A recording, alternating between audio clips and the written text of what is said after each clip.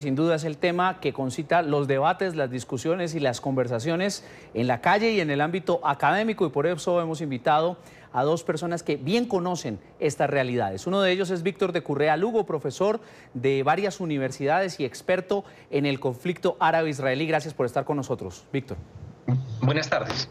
Y nos acompaña Marcos Pekel, es profesor de la Universidad Externado de Colombia, también de la Universidad del Rosario, columnista del diario El Espectador y del diario El País. Gracias, Marcos, por estar con nosotros también. Muchas gracias, Carlos. Saluda a la audiencia, saluda a Víctor y a todos los que nos están viendo. Víctor, frente a la actual situación con Estados Unidos ya instalada una embajada en Jerusalén, ¿qué salidas, qué vías le quedan de resolución al conflicto árabe-israelí? Lo que ha hecho Donald Trump es enterrar cualquier posibilidad de que Estados Unidos participe en una formulación de un proceso de paz o de acercamiento de las partes. Si bien es cierto, lo que está haciendo no es otra cosa que lo mismo que han hecho todos los gobiernos de los Estados Unidos en las últimas décadas. Esto no es más que una manera explícita de confirmar, primero, que no les importa el derecho internacional es absolutamente claro. Por más cosas que se digan sobre el Estatuto de Jerusalén, Jerusalén no se define por lo que diga la Torá, se define por lo que diga el derecho internacional. Segundo, que ha tomado partido, por un lado, que hoy ha cometido 55 asesinatos, 2.700 heridos en la Franja de Gaza. No hay ni un solo soldado israelí rasguñado y, sin embargo, nos vienen a decir de Hamás y nos vienen a hablar de otros grupos cuando lo que se está produciendo es un terrible genocidio contra el pueblo palestino. La misma pregunta, Marcos. Bueno, realmente lo que está haciendo Trump es reconocer una realidad que existe desde hace 70 años, que Jerusalén ha sido la capital de Israel. Todas sus oficinas funcionan ahí, todos los funcionarios, embajadores y representantes de cualquier organización acreditados en Israel tienen que ir a Jerusalén a reunirse con sus contrapartes israelíes.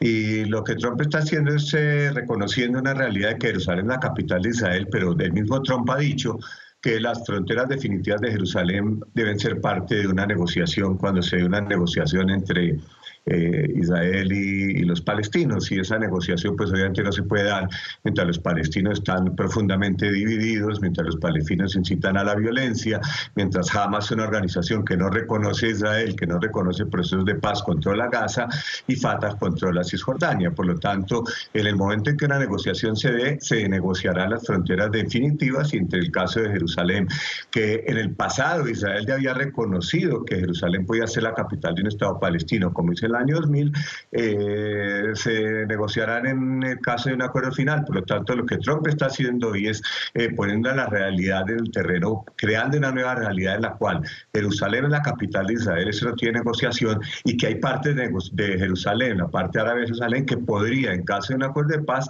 ser la capital de un Estado palestino. Eso lo ha dicho Trump, lo ha dicho Israel, y eso queda pues en el terreno de la negociación cuando algún día se dé. ¿Esa negociación podría darse, Víctor, en qué condiciones?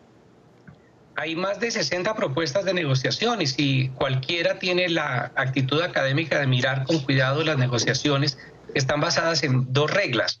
Una, que la denunció Amnistía Internacional, y es la ausencia de los derechos humanos de las propuestas de negociación. O sea, hoy matan 55 personas y no pasa absolutamente nada. Han estado matando 100 y pico, ya van desde el 30 de marzo y no pasa absolutamente nada. La comunidad internacional permanece en silencio, una complicidad absoluta con la actitud genocida de Israel.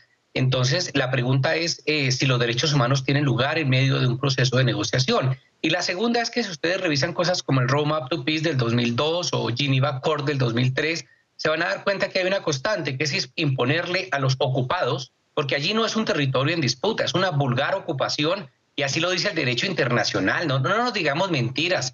Desde el año 67 la totalidad del territorio palestino. Entonces, lo que se intenta presentar por parte de Israel es unas tareas primero para el ocupado. Entonces, Palestina tuvo que hacer una asamblea, tuvo que hacer un parlamento, tuvo que hacer unas elecciones, tuvo que desarmar sus milicias de las brigadas de Al-Aqsa, tuvo que hacer una cantidad de tareas. Es más, Palestina reconoció en 1988 a Israel. Y entonces se sigue con la canción de que es que los palestinos están divididos. Eso es como si Venezuela nos atacara, y como aquí hay unos a favor de Petro y otros a favor de Duque, entonces no vale lo que digamos los colombianos porque estamos divididos. No, es que el derecho no se negocia. Cuando las relaciones entre los estados no están determinadas por el derecho, sino por libros sagrados, no hay posibilidad alguna. Yo no acepto ni en la Torá, tampoco aceptaría el Corán ni ningún otro libro que me diga qué hacer. Por tanto, para resumir, no es posible hablar de unas negociaciones cuando hasta el momento el patrón que se ha dado es de imponerle a los palestinos por medio de la fuerza unas fronteras. El muro es una cosa clara de cómo se ha hecho, una cosa absolutamente infame. Se ha hecho una negación por completo del derecho, no sé si ustedes lo saben, los oyentes lo saben. En Israel se puede detener sin orden judicial por 6 meses y se puede repetir todas las veces que uno quiera a los palestinos, pero no a los judíos. El derecho penal de allá es un derecho penal racista, es un derecho penal basado en el apartheid y la discriminación. Entonces no hay espacio para el derecho penal y a las víctimas se les impone una serie de tareas sin que Israel ha dado un solo paso. Todos los compromisos de no crear asentamientos, todos los compromisos de no volver del proceso de cómo están volviendo judaica toda Jerusalén, todo el proceso de expulsión de palestinos, de destrucción de casas, 45.000 edificaciones destruidas en lo que va desde el año 67 hasta ahora, según fuentes israelíes, aclaro. Y entonces le dicen a uno que es que no hay voluntad por parte de los palestinos. Lo que pasa es que Israel no ha dado un solo paso a favor de la paz. Y ellos no quieren, y lo han dicho claramente, lo han dicho los ministros, lo han dicho los presidentes. Ellos lo que quieren quedarse es con toda Palestina histórica. El pequeño problema es que hay millones de palestinos a los cuales, mientras la comunidad internacional no diga nada, pues los van a estar matando sistemáticamente como lo hicieron el día de hoy en Gaza. Marcos, ¿imposición o posibilidad de negociación? ¿Cómo lo ve usted? No, esto es una negociación entre dos partes donde realmente desde los acuerdos de Oslo los palestinos han desperdiciado todas las oportunidades de la paz, porque no se trata de estar divididos como ingenuamente trataba el señor Víctor de presentarlo. Se trata de que una organización como Hamas no solo no reconoce al Estado de Israel, sino que en el año 2007 expulsó por la fuerza al gobierno legítimo de la Franja de Gaza, que es la autoridad palestina, los expulsó por la fuerza, mató a más de 200 miembros de las fuerzas legítimas de seguridad palestina. Hamas es una organización terrorista que utiliza el terror desde el año 2007, controla la Franja de Gaza. Para Hamas, cada palestino muerto es un trofeo para mostrarle a la comunidad internacional. Entre más muertos, más pueden ellos celebrar que están logrando su objetivo de que mueran palestinos, para ellos mostrarlos a la comunidad internacional como trofeos para lograr decir, mire, aquí están. Pero hay que entender qué es lo que está pasando, que en el año 1993 se firmaron los acuerdos de Oslo, en el año 2000, cuando se tenía que dar fin al conflicto, y se reunió en la cumbre de Camp David el primer ministro de Israel, Ehud Barak, y Yasser Arafat.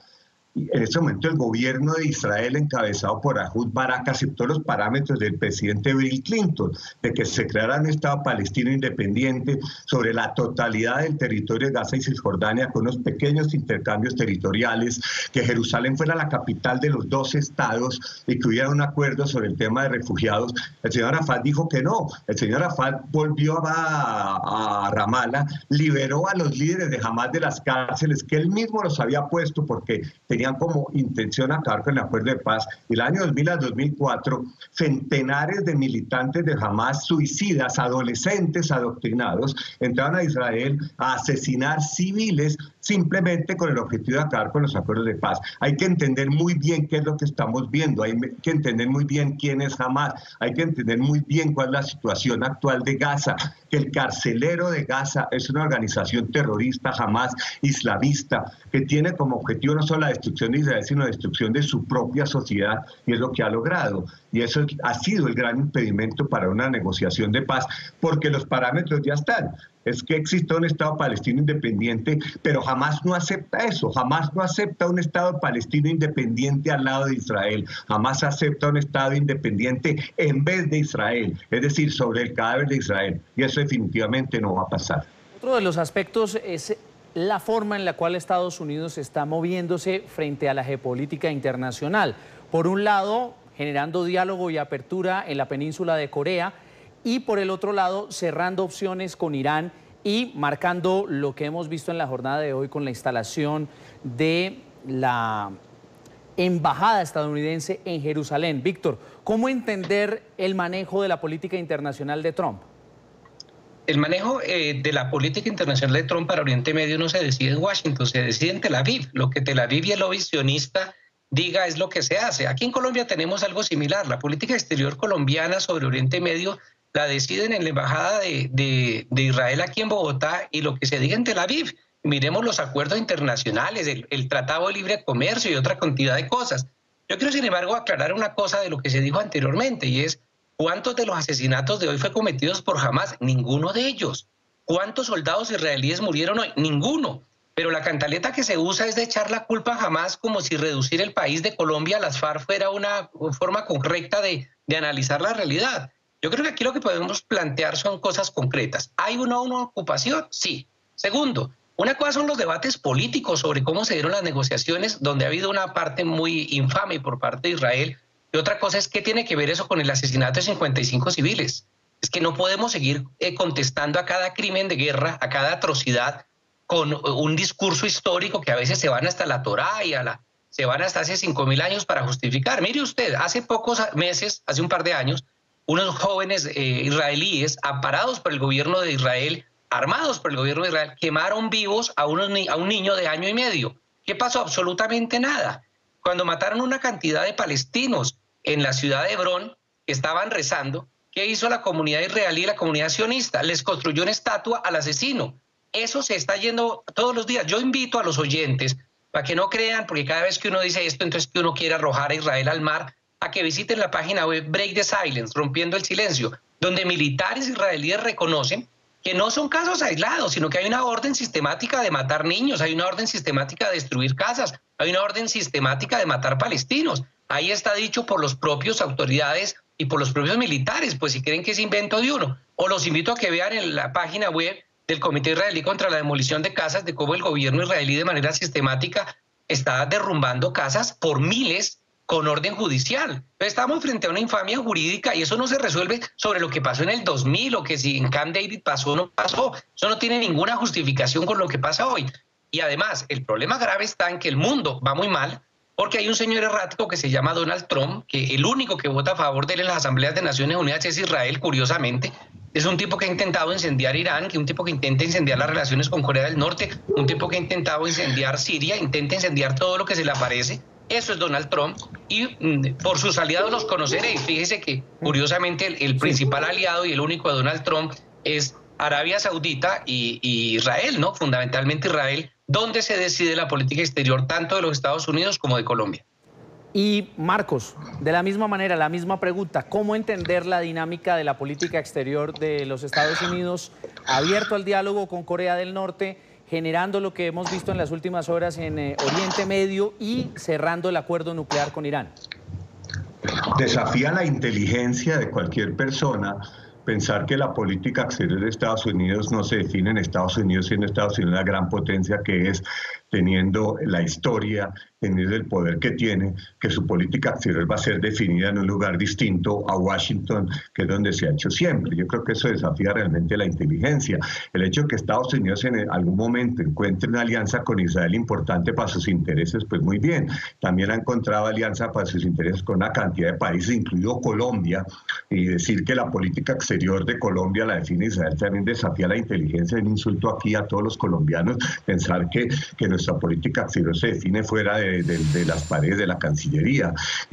Por otro lado, pues en este momento hay una situación, el Medio Oriente es mucho más que Israel. Medio Oriente no es solo Israel, Medio Oriente es una situación muy compleja de estados fallidos, de yihadismo, de 500.000 palestinos, de 500.000 muertos en Siria, entre ellos muchísimos palestinos que murieron en el campo de refugiados en Yarmouk. Estamos hablando de miles de palestinos que murieron ahí, que no le importaron a nadie, entre otras porque Israel no estuvo involucrada.